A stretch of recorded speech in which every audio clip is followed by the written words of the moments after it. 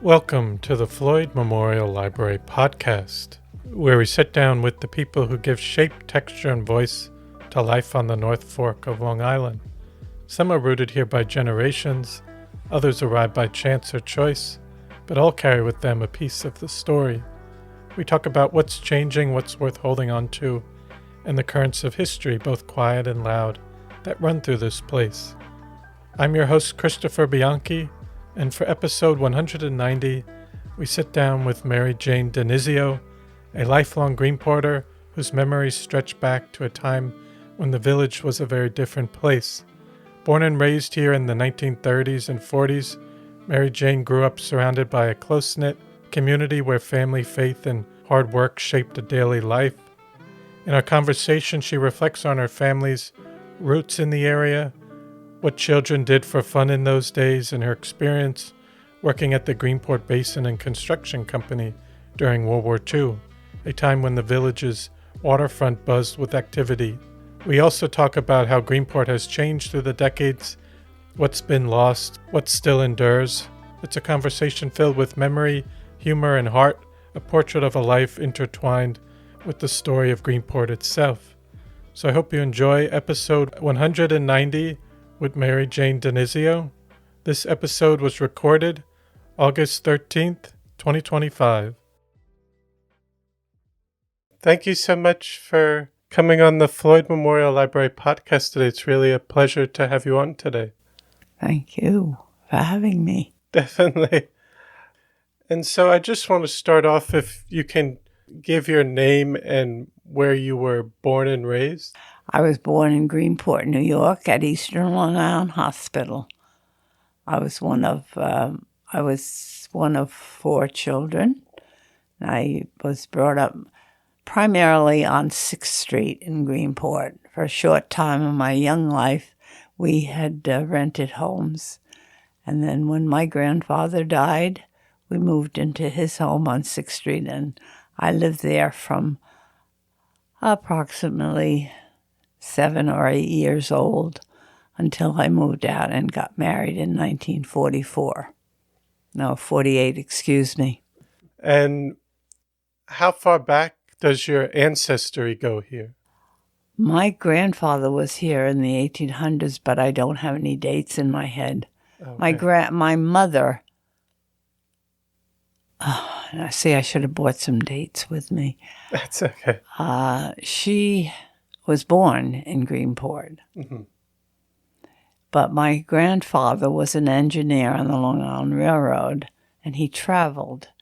And he bought the house or had it built. I know not what happened really about the original while he was an engineer on the Long Island Railroad, because he loved Greenport. And he did have 6 children, 5 boys and 1 girl. And the girl was my mother, Annie Mulhall Conklin.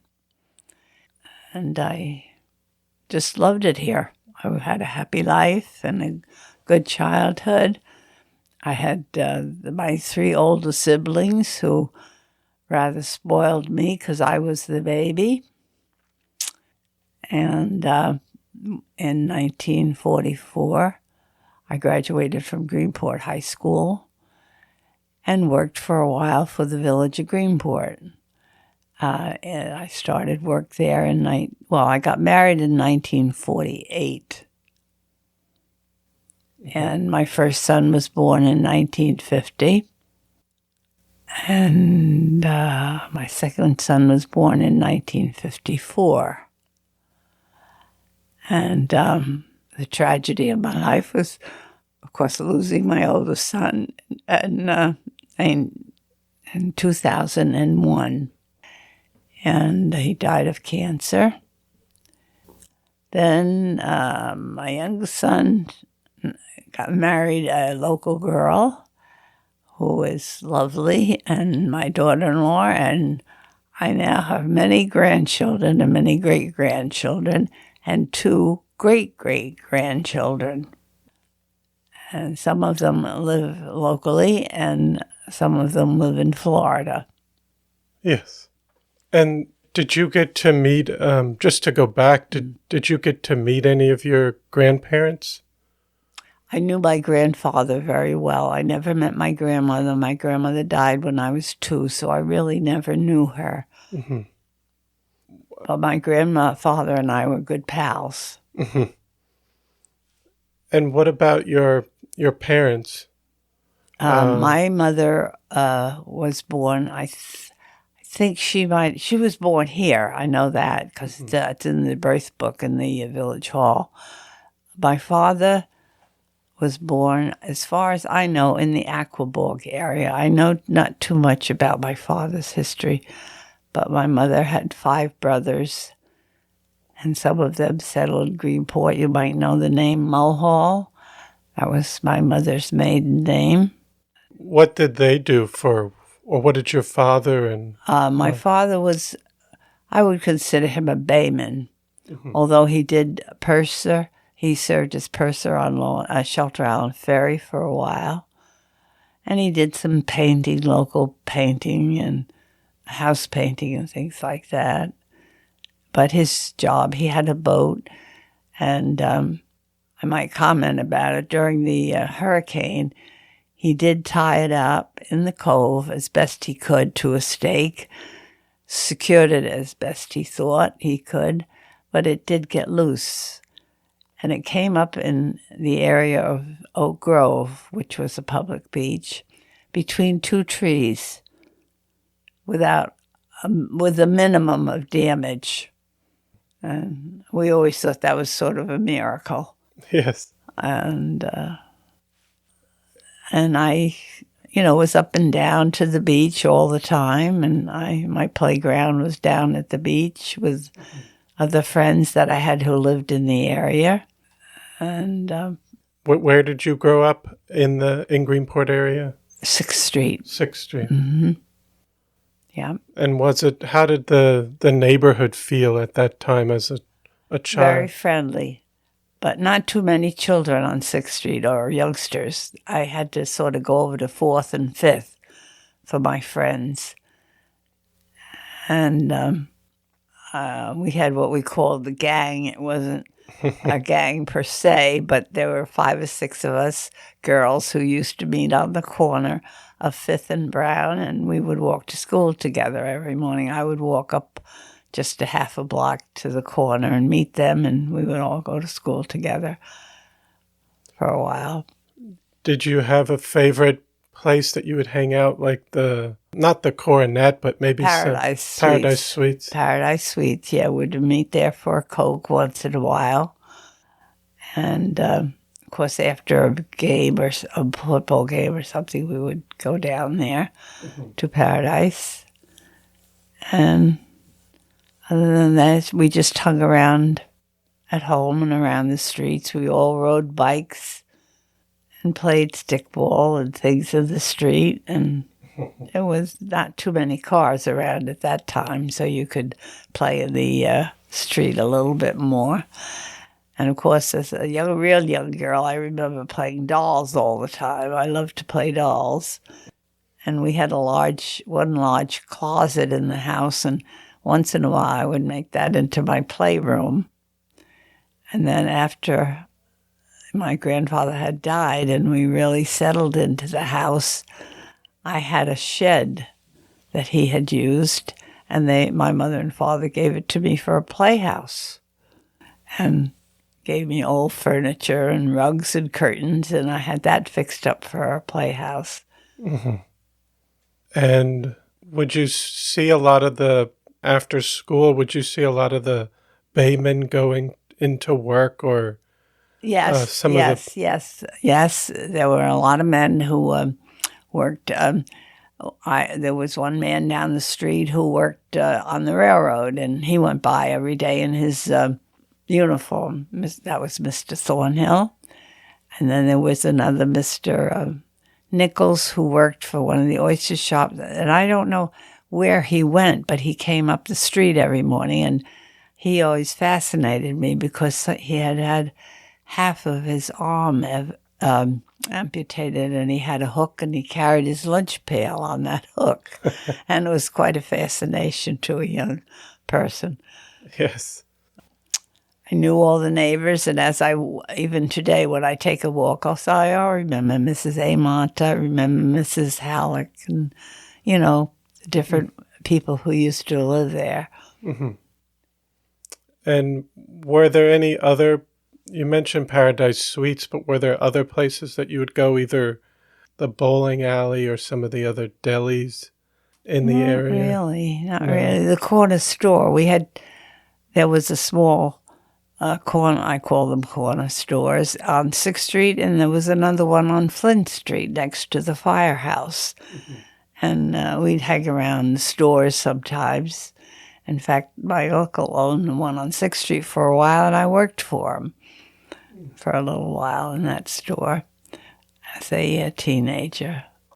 And I remember one year working for the hospital drive when they were going to build the new part to the hospital. And my girlfriend's father was on the board, and there was a store. It seems to me like it was near Hummel's, but I don't know how long Hummel's has been there. But it seems like that's where we set up the typewriters and things and worked, send out solicitation envelopes and so forth. And we were in high school at that time. Mm-hmm. And we were helping for the campaign. I do remember that. What else did I do? Nothing too exciting. What about... As far as bowling alleys, I don't remember going into... I mean, occasionally, but It wasn't anything that... We never had the money. Mm. You wouldn't go to Mitchell's restaurant or... Oh, I did as I got older. Yes, yes. In fact, my brother went scalloping for a few years with my father, and he would sell a lot of his scallops to Mr. Mitchell, mm-hmm. and he would not take me so much, although he did once in a while, but he would take my my son, my oldest son, down with him and sit him at the bar and buy him a Coke while he did business with his scallops. Mm-hmm. And but any dinner or anything fireman's dinner or anything we had was usually held at Mitchell's there. Oh. And it was a lovely place to have an affair.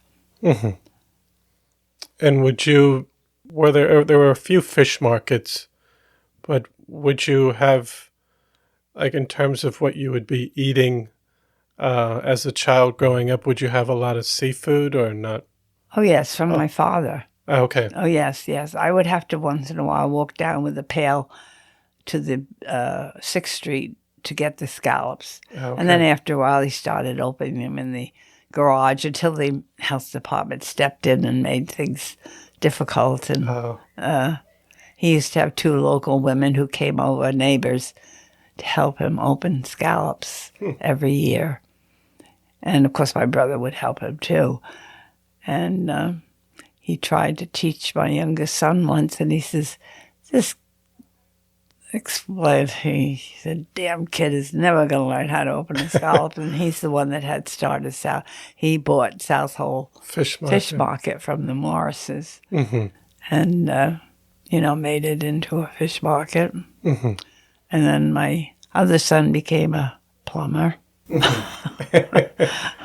Yes. And thank God. They both said they said this when John was home one time on leave from the Navy, and I don't know if Paul remembers, but they said they never wanted to leave Greenport, mm-hmm. and they never wanted to work for anybody, and they did. They lived their dream. Mm-hmm. The both of them. Yes, they were self-employed, and they never left Greenport. Mm-hmm. And now, just for you, how was it going to Greenport High School? It was a lot of fun. I went to my first 2 grades were at what we say the old school. I went to the kindergarten building, which is now in down on Front Street.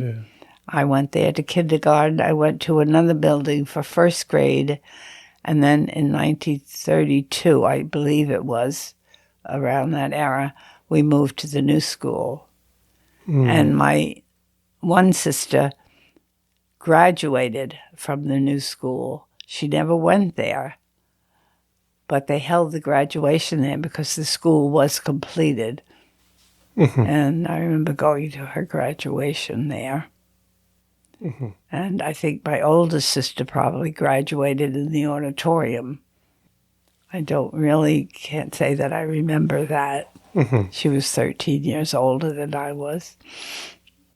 And my brother graduated from Greenport also. And did you have any favorite teachers or classes that... Oh, yeah. I loved Miss Schomburg, who was a local girl who became a teacher, and Miss Ging, who was another local girl who became a teacher. And I had a miss, I can't think of her name, but I can sort of picture her. I don't know, it was Baker, or she was in the lower grades that I particularly liked. And I didn't care for school too much. Yes.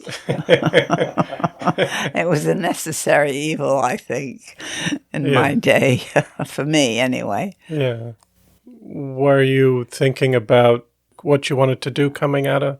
Not really. I didn't give it much thought. A lot of the kids at that point were going to Washington for jobs, Washington, D.C., but I really didn't want to leave home. My two sisters had become nurses, and my brother was a painter, and he worked for New Departure over in Connecticut, and I didn't really know what I wanted to do, so I just stayed around Greenport.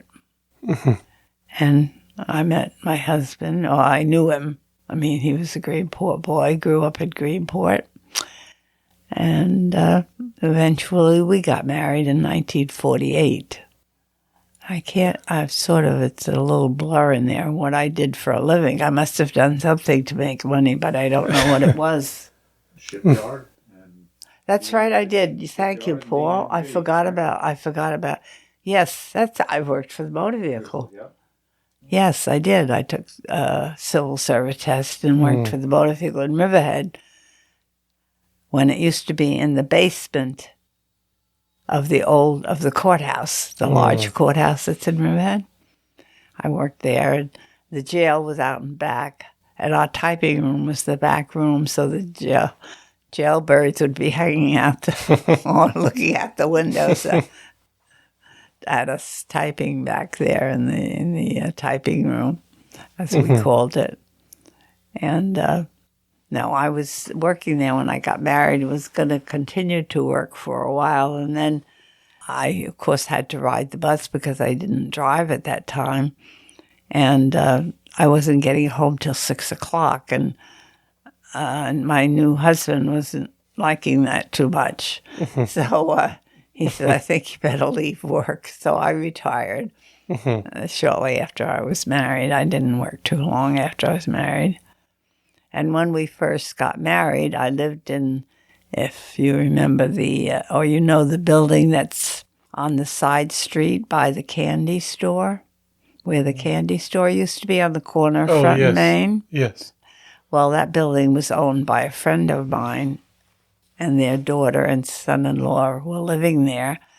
And the son-in-law took a job in Sayville and left, and they were going to leave the apartment furnished, so they offered it to Tony and I for a while after we were married, and that's where we lived for a very short time after we were married. And then we started renting. We rented on 6th Street, and eventually my husband built our home where we are now. We moved into that house, the house where I'm living now, November 23rd, 1950. My oldest son was 10 months old, and we were living there when Paul was born in 54. And I've lived there ever since. Wow. And then he went on to build a few more houses next door. He built one for his mother and brothers and so on. I was just curious, even going through high school, do you remember Greenport's involvement with World War II? Or just, you remember World War II Well, going I know in fact, I have a picture of Mr. Walker, who was principal in Greenport. It's in my photograph album. He's sitting in one of the Jeeps that we bought. The high school children would buy war, I don't know if they were called war stamps, or they were books like we filled. And the money went toward the war effort. And we bought several Jeeps for the Army. And they were donated to the Army, and I have a picture of the principal in one at home. But my oldest, Bud, my brother was in the Navy, and during the war, and he was over in the Pacific. And sometimes we didn't know where he was. We tried to guess. He would try to give little hints in his letters. And we would make a little game of trying to guess where he was. Sometimes we were right, sometimes we were wrong. And when he got out of the service, I can't remember where he went to work then. I don't remember. Shipyard during the war? Yes, when they were building minesweepers. Oh. They used to they built the big minesweepers, a few of them, and they were building the landing barges like crazy in the shipyard. Someone said they were building one a day, but I don't think it was that many. And I just was an office girl in the, but I did learn the switchboard. The switchboard operator was going on vacation, and she asked me if I would like to take over for her for the week, and she taught me the switchboard. So it was kind of fun running the switchboard, and Mr. Tulloch and Mr. Schneider were I don't know, one was president, one was treasurer or something at Greenport Basin, and, you thought you were a big shot when you got a call for one of them, and I had to call them. It was fun. I enjoyed working there. I met some nice girls. I met a lovely girl from South Hall. I often wonder what happened to her, because she was the telephone operator too. And I lose track of people. And would you, into, even after high school, you mentioned going to Riverhead, but would you ever go into New York City, or would you stay more out here? Rarely. Rarely. Anytime. Usually, my brother took me in several times. In fact, he took me in to see the Glenn Miller Orchestra at the Paramount one time. That sticks in my head. And we would go in occasionally on the train and go to Radio City. I went there as a child. I remember my father taking me to the aquarium. I'm not sure where exactly that is. And, the Empire State Building, the usual tourist stops. Yes. And I can remember Paul not wanting to go up in that building. He looked up and he said, "I'm not going up there." I said, "Oh, yes, you are." And, being on the top, it was fun, yeah. And then I forgot, what did you say your husband did for work? My husband was a bus driver. A bus driver. Well, in later years, when I married him, he was an oyster opener. Oh, okay, yes. He opened oysters down in East Marion for I think it was called Seal Shipped. I'm not sure, but I think that was the name. And then in 1954, the year that Paul was born, he took the job as a bus driver for Sunrise Coach Lines, and he worked there for 40 years. And he would take charter trips to Washington and up and down the East Coast, Virginia, and Williamsburg, tourist places. And even just from the 40s and 50s into the 60s, did you feel like Greenport was changing over that time, or into I guess that might have been more the 70s? I think it was more into the 70s that I noticed it. Yeah. I mean, we were losing a lot of our local people. A lot of the young people were moving out because it was getting expensive. And, no, my family stayed around here mostly, but, a lot of your friends left. Yes. And do you remember some of the other community events would you go to some of the parades or the... Oh, every parade. We never missed a parade. My husband was a fireman for 75 years. Okay. And we had to go see Dad march, in most of them. And then they used to have conventions. In fact, it reminded me of a convention. This just on the radio. On TV this week, they had some sort of a firemen's convention upstate, the state convention. Well, I can remember being a young girl and the state convention being held here. I don't know what year it was, and I was still living at home. So it was probably back in the late 30s or 40s.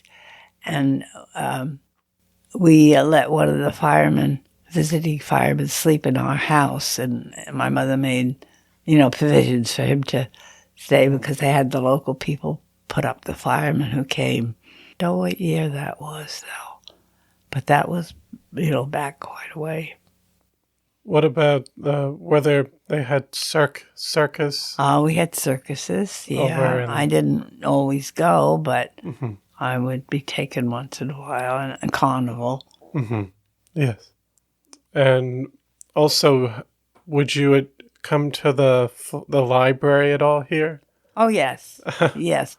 Not as much when I was in school. Okay. I would use the school, library, but after I, got settled and married, yes, I did use the library. I haven't been here in quite a while, but in fact, I had a very nice man. I don't know if he still works. He's on the board of trustees. Brian? Yeah. Brian Mealy? Yeah.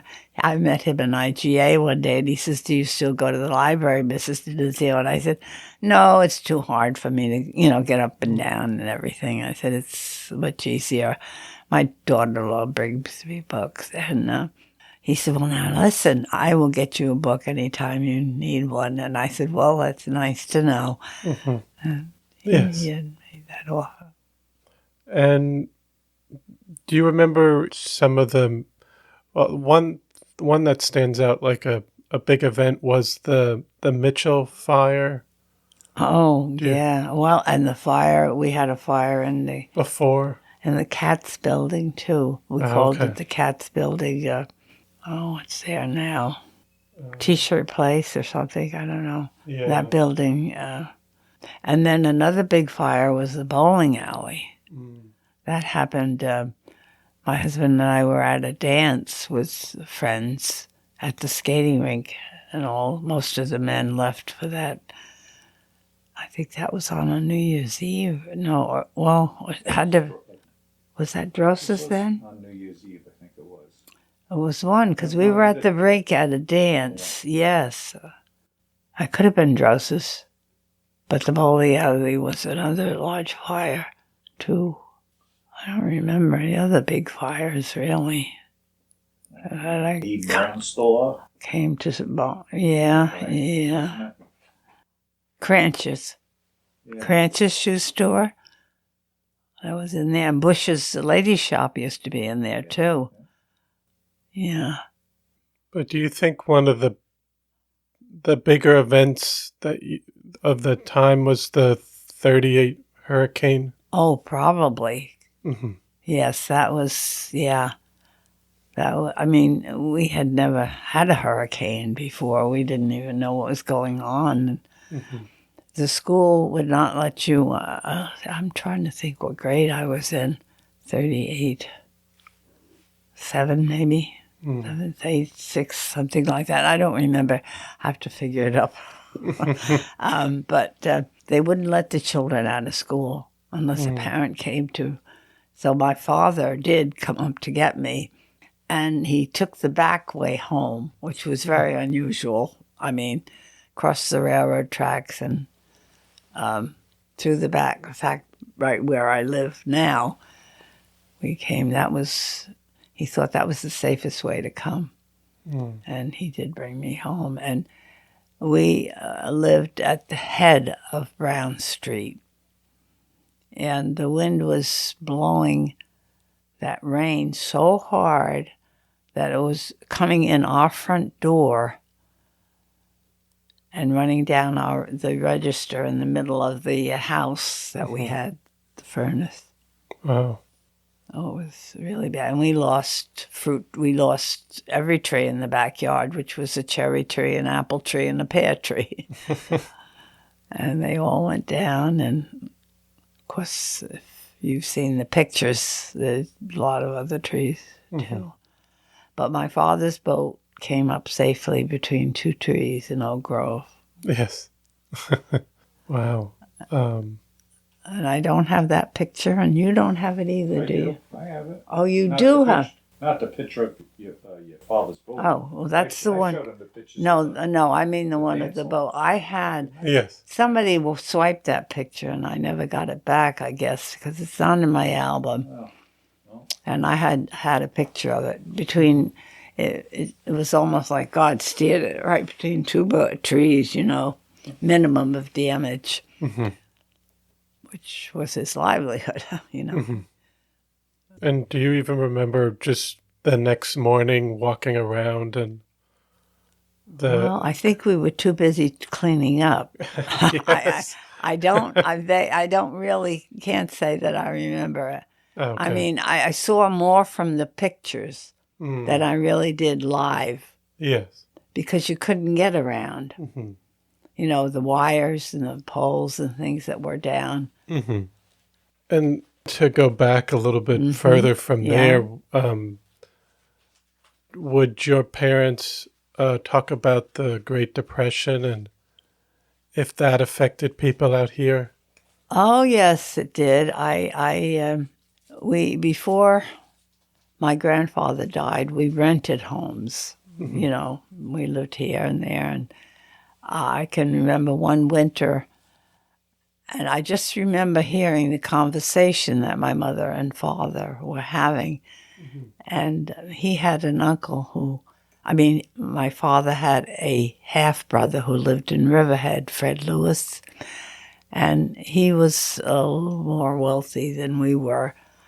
And he was very good to us. And my father was telling my mother that Fred sent him down a ton of coal, or had a ton of coal delivered to the house for him, because he knew he didn't have the money for it.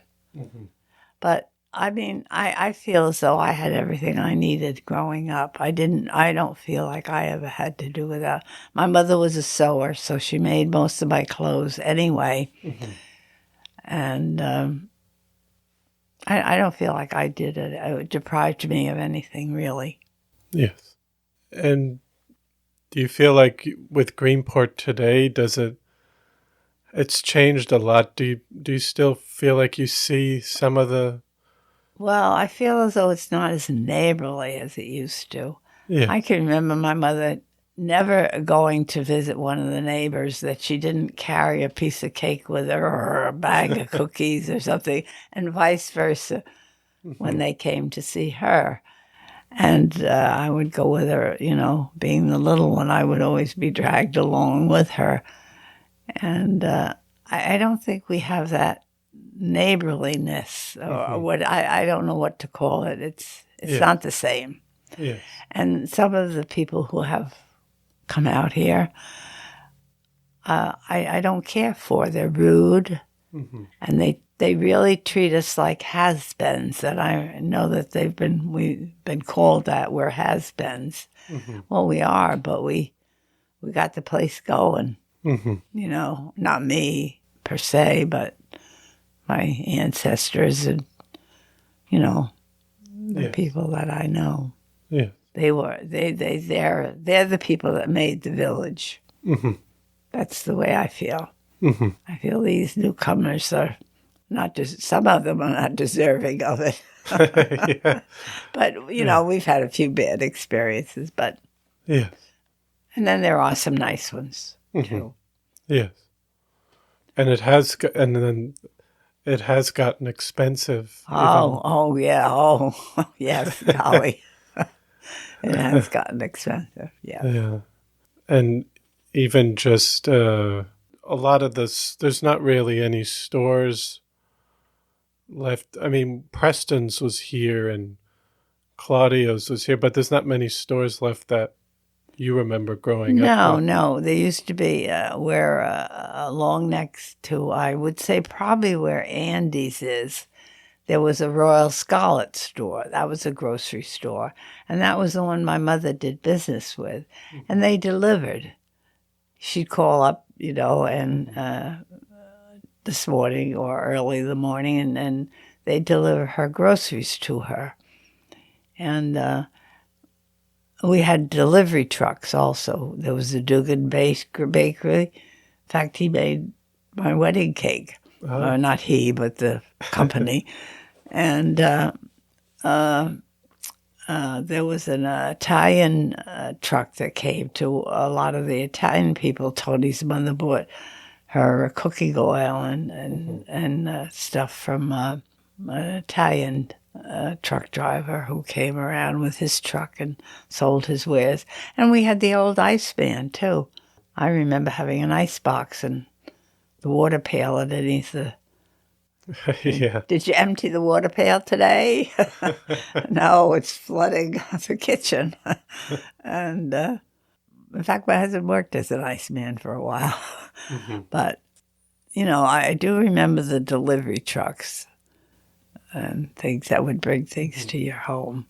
Like the milkman. Or the milkman. Oh, yes. Yeah. My oldest son worked for the Corzini's Dairy for a while. Mm-hmm. You never worked for the milkman, did you? No. Paul had a paper route. Oh, okay. Long Island. What was the name of the paper? Suffolk Sun. Oh, okay. Newspaper. And once in a while, his father would get up and take. Well, didn't Dad take you on a rainy day a couple of times? Yeah. They did what boys did. Mm-hmm. Got into a little trouble once in a while. Not Paul as much as John, but yeah, they were typical teenagers, and they did love Greenport. I know that. Mm-hmm.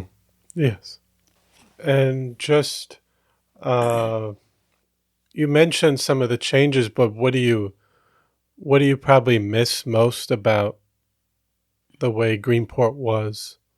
It's hard to say. I miss the arcade. Yes. You would go there all the time. If I had $1 million, I'd open it myself. Arcade was. I could buy everything from my curtain sheets to the boys' jeans. Mm-hmm. Anything I needed, I could buy in there almost. Mm-hmm. And then the little pop-in stores that were in the neighborhood, Yeah, there used to be a lot of different... There are a lot of different ones. There were, like I say, 2 right in my neighborhood, one on 6th Street, one on Flint. Mm-hmm. And then there was one when I used to go to the old school. What is the name of the street? South Street. It would be South Street. Yeah. Back of Jacinta. Oh, there was a store there? It was a store in the middle of the block, Brown's little store, yeah. And going to school there, for the couple of years, a lot of the children, not me so much, but I do remember being in there.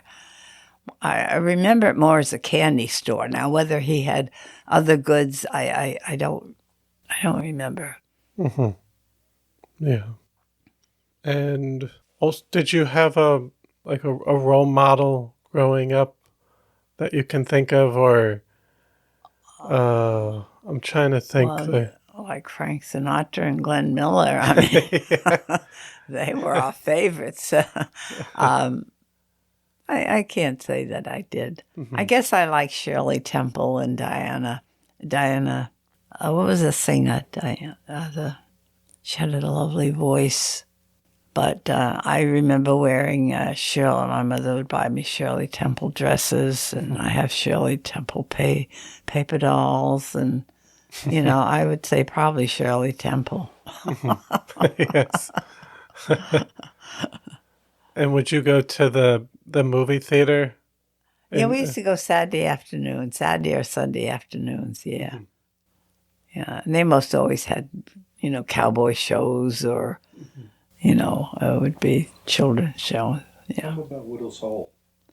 Oh yeah, and then I did a lot of my swimming first at 6th Street. At the end of 6th Street. Okay.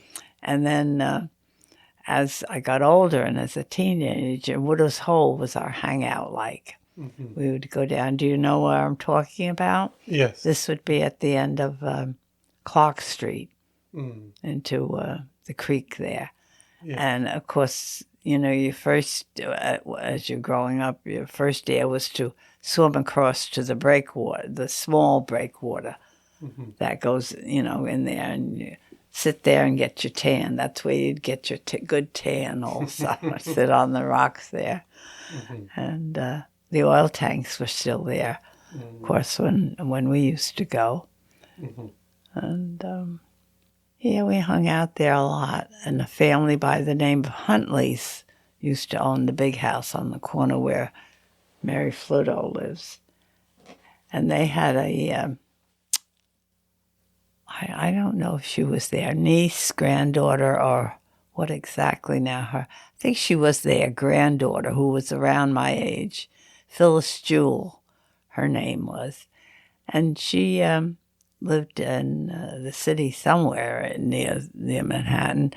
And she came out, and I have a picture in my album of her and I together. She came out and stayed with me one weekend here, and we were good friends. I only saw her in the summer, really, when she would come out and stay with her family. And they never wanted us to use their dock when they were here. So we'd all get together as a gang and say, okay, let's get the dock. And, what kids do.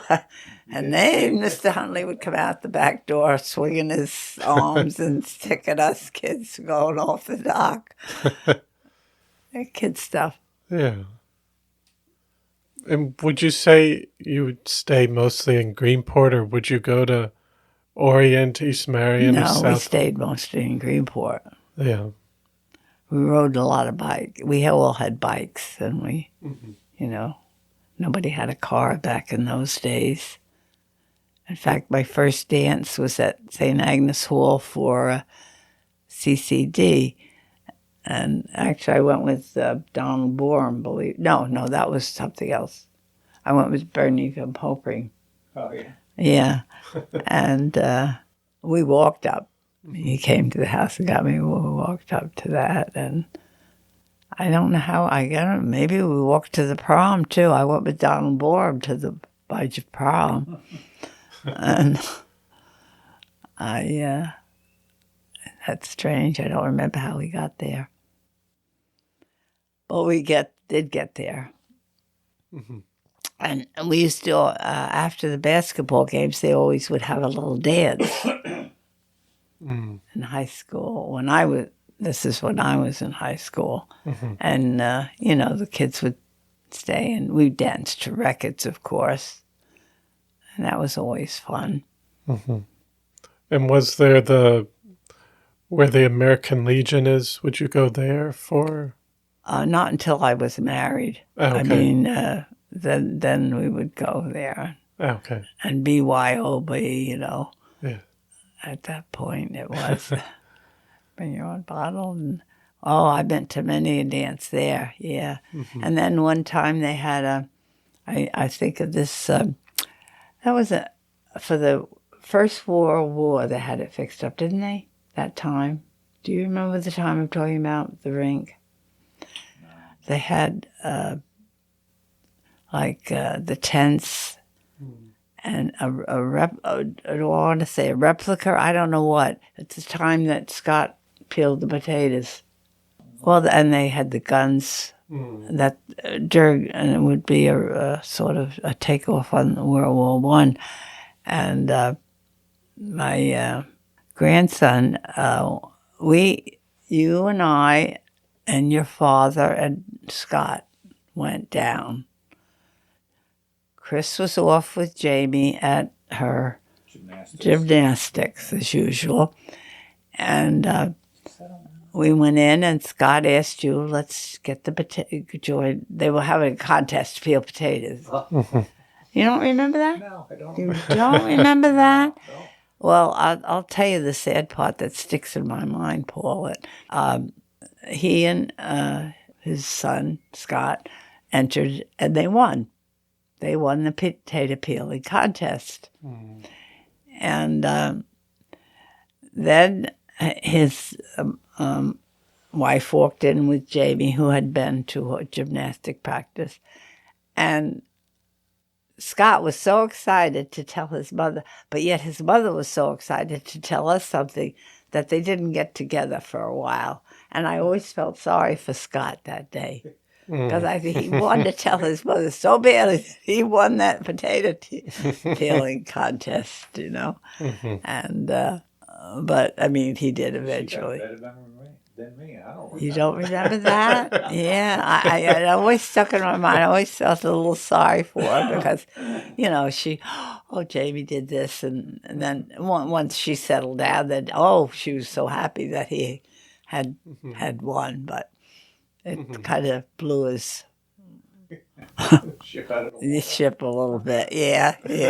It's funny the things you remember. Were there other... And skating, we did a lot of skating at the rink. Okay. Yeah, we did.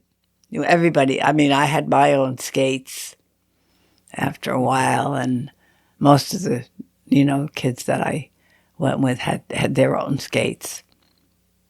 And, Do you remember people saying that they could, or people walking across to Shelter Island in the winter time, or that it would freeze over? Oh, yes. In fact, I've always been told this story that one of, people probably don't know the Tuttles, but actually Roy settled in Orient. But she had a large family, and she lived on Shelter Island at the time. And she was brought over on a sled to deliver one of her children. Now, that's what I've always been told. And now, if that's a true story or not, I wouldn't swear to it. But, it could have happened because the bay did freeze over. And I'm just curious what you've enjoyed about, what do you enjoy most about living out here on the North Fork and in Greenport? Well, just being in the country, I guess. And I do own a couple of extra lots, and I do have a lot of land around me. I'm not squeezed in or anything. Yes. And I think that's what I like about it. I sit on my porch and look out at this nice, beautiful green lawn that's out there, and think how blessed I am. Yes. I wouldn't have wanted to live anywhere else. No. Not truthfully. I never yearned for the city any visits I had there I enjoyed, but, if I never go back, it's not going to bother me. No. And I enjoyed the traveling we did. My husband and I did a lot of traveling. We did go overseas, and I enjoyed all our trips, but I like it here. Yes. No, just growing up here, and you've seen it change over the years, but enjoyed it. Yeah.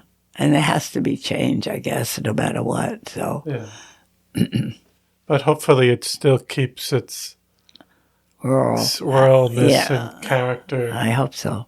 Yeah. Were there any other stories that stick out to you that you'd like to share within Greenport that you feel are important? I can't think of any at the time. I remember there being where Fifth Street comes down to the public beach. You're familiar with the beaches, aren't you? Yeah. Yeah. Well, there used to be houses there. Mm-hmm. There was houses. There was one house that was on the right, to the right, Mm-hmm. and there was another house, believe it or not, where the sewer station is there. Mm. And, of course, that used to be an oyster company, too, years ago, Lester and Tona. Mm. And at the end of 6th Street used to be Ellsworth's Oyster Company. And they would, go oystering during the winter and pile up the shells. And when they moved the shells in the spring, it was quite an odor that went up the street a little bit to our house, and because they'd been rotten all year, all winter, or whatever. Yeah. And I remember I do remember this episode. They used to, and I don't know why, or I don't know the wherefore, but there used to be some black people who came up from Jigatig and around that area. Okay. To help open oysters. And I was just a little girl then, probably 7 or 8, I would think. And I would, once in a while, have to go down to the beach to get scallops from my father or whatever, my mother wanted. And I remember coming back one day and asking her why, when I was walking on the sidewalk, this black man got off the sidewalk and went out into the road. That was strange. Yeah. He saw me coming and he got off the sidewalk. And she said, well, that's the way they lived in the South, that they were below the white people and that that was my first taste of slavery. That, then I realized as I grew up what that was. Mm-hmm.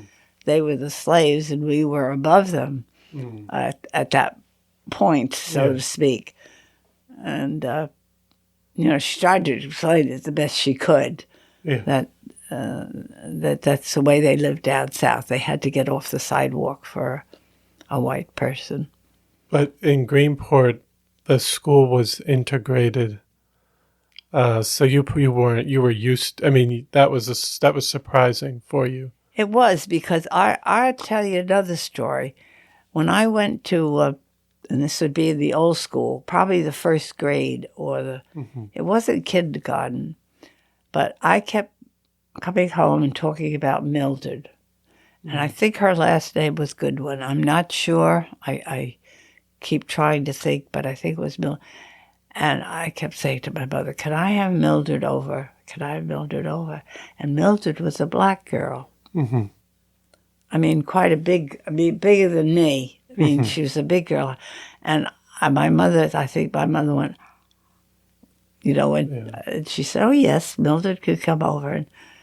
And she did. She came over a few times and we played it. But I became friends with her. And now whatever happened to her, or I don't know. And then there was a Jesus family who lived on 6th Street. Yeah. And I was very friendly with Maria. She was one of, I think, 9 children.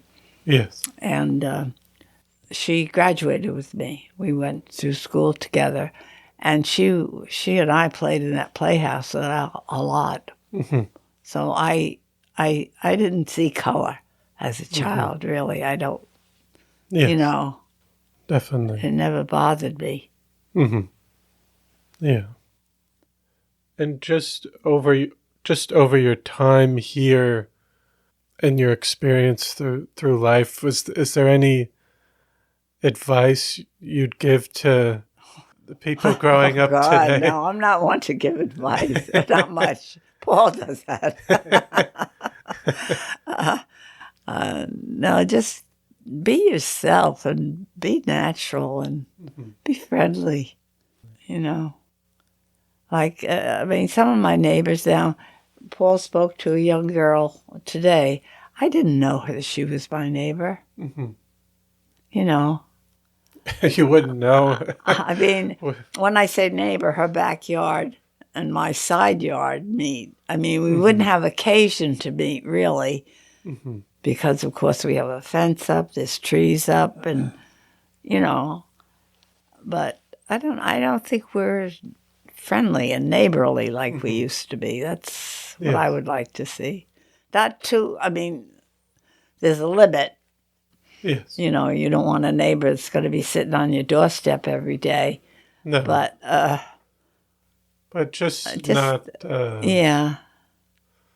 Yeah, just being friendly. Yeah, like the neighbors in the back there. They're not friendly at all. They, you know, live in the development, and once in a while I wave to them as they're getting out of the car. And I don't even know if they wave back. You know. But you just remember that growing up, everyone would know each other. Oh yeah, oh yeah. Yeah. Like I say, when I walk down the street now, I say, "Oh, Mrs. Birch, Mrs. Cart, Mrs. You know." Yeah. Yes. Yeah, you did. You knew everybody. So you're saying good news traveled, but bad news would beat you home.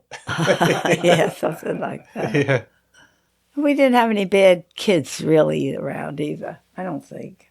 I mean, we had you and John had good friends. I mean, one of John's friends became a priest, and not that but it was great because he would be over at the house playing cards or Monopoly or something with the boys, and Tony would walk by, pat his head, and go for it, Ray. It's a good racket. And things like that, you know. But they would probably be out all day, and then they come back for the 6 o'clock whistle. Or... yeah, the 6 o'clock whistle was the fun. yeah. And then Mrs. Walden, when they did live on 6th Street, she had a bell.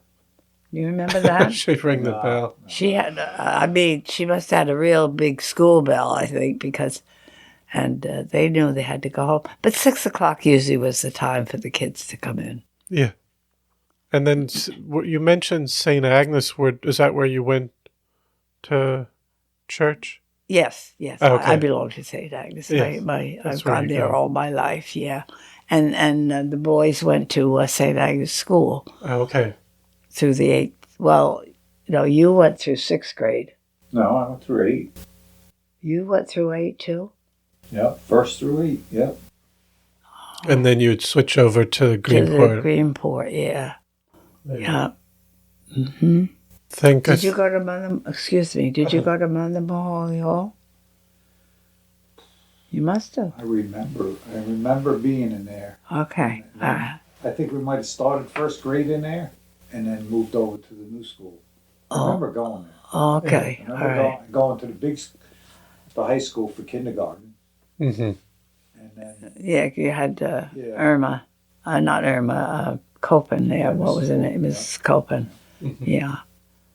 That we called it Mother Macaulay Hall. It was the big house right across the street, Front Street. Yes. From the Catholic church. Okay. Catholic school. The school. Yeah. It's a big white house. Not on the corner. It's in the middle of the block. Yes. That was the school. The church owned that at that time. Mm-hmm. And do you remember even, I think they were developing that western part south of St. Agnes. Did you hear people call that West Dublin?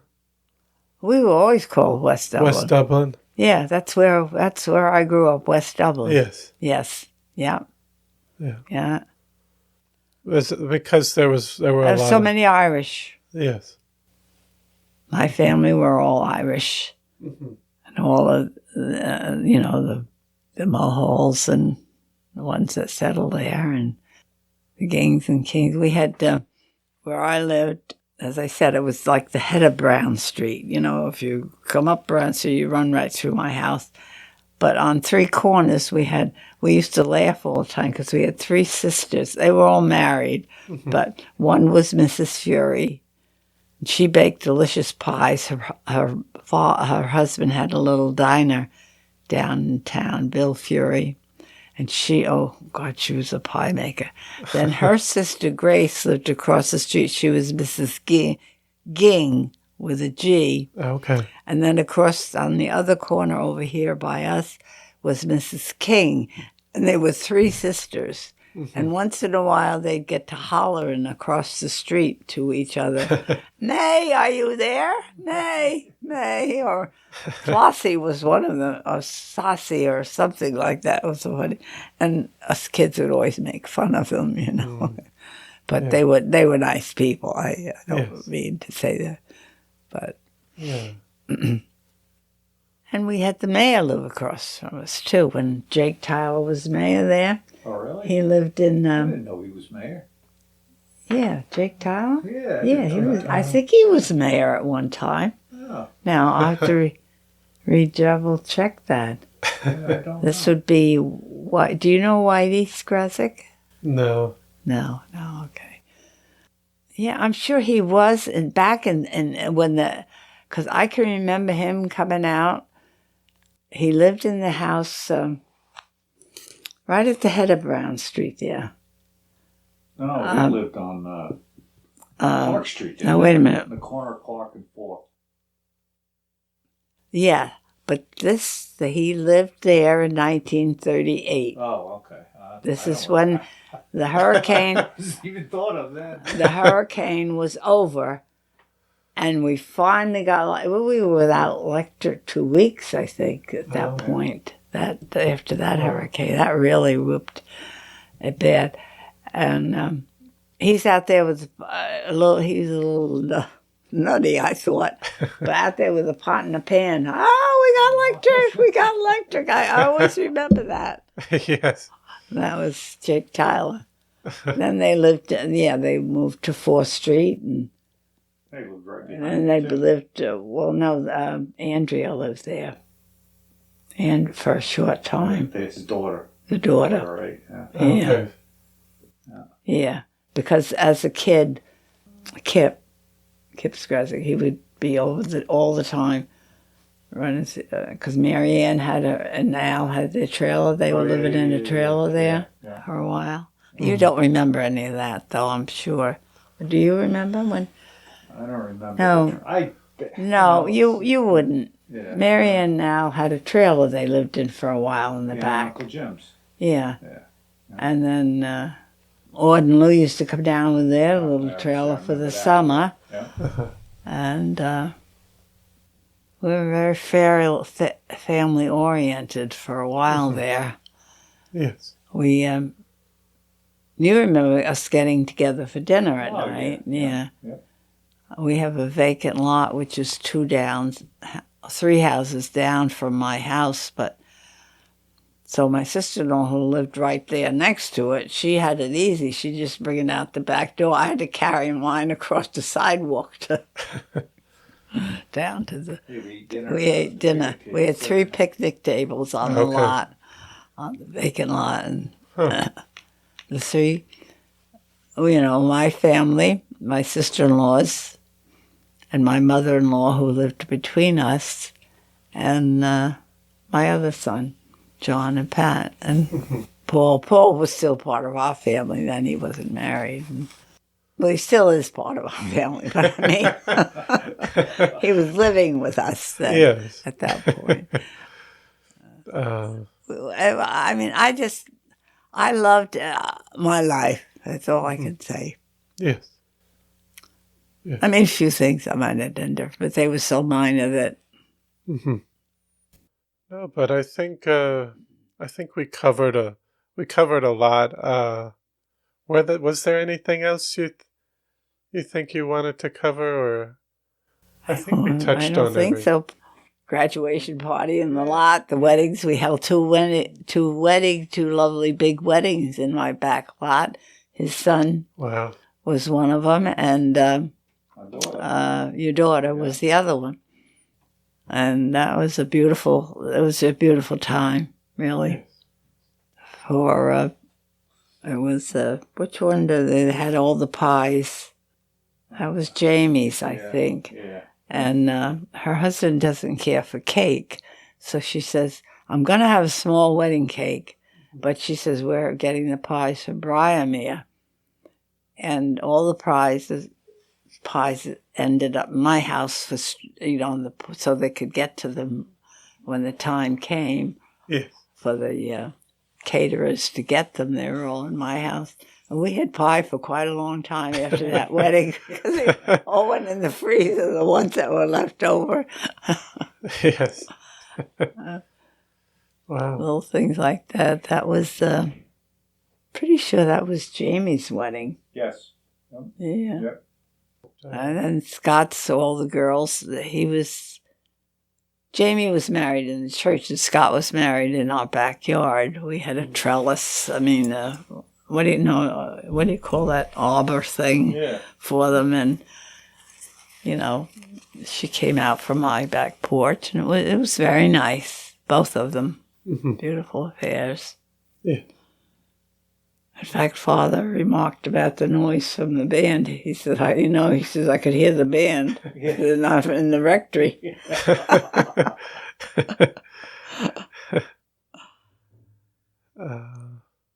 No, but I think I want to thank you so much for coming on. It was totally different than I expected it would be. I didn't expect it would be like this. I didn't know what to expect. That was the truth, I guess. But it was good. Yeah. But I lost a little sleep over it last night. Oh, no. That's what made No, but thank you so much for coming on and sharing your story. If you think of any other questions, call me up. Okay. I'd be glad to talk to you. I love to talk. My husband was always giving me the devil for that. I'd stand next to, we'd be away in a foreign country or somewhere, and I'd start talking. I didn't care who was next to me. I'd start talking to him. Yeah. He said, someday. Well, I don't know. Someday hasn't come yet. Someday you're going to meet somebody that's going to really get mad at you or something. So, whatever. No, but it was a real pleasure talking with you today. Nice meeting you. Nice meeting you too. Well, I hope you enjoy episode 190 with Mary Jane Dinizio.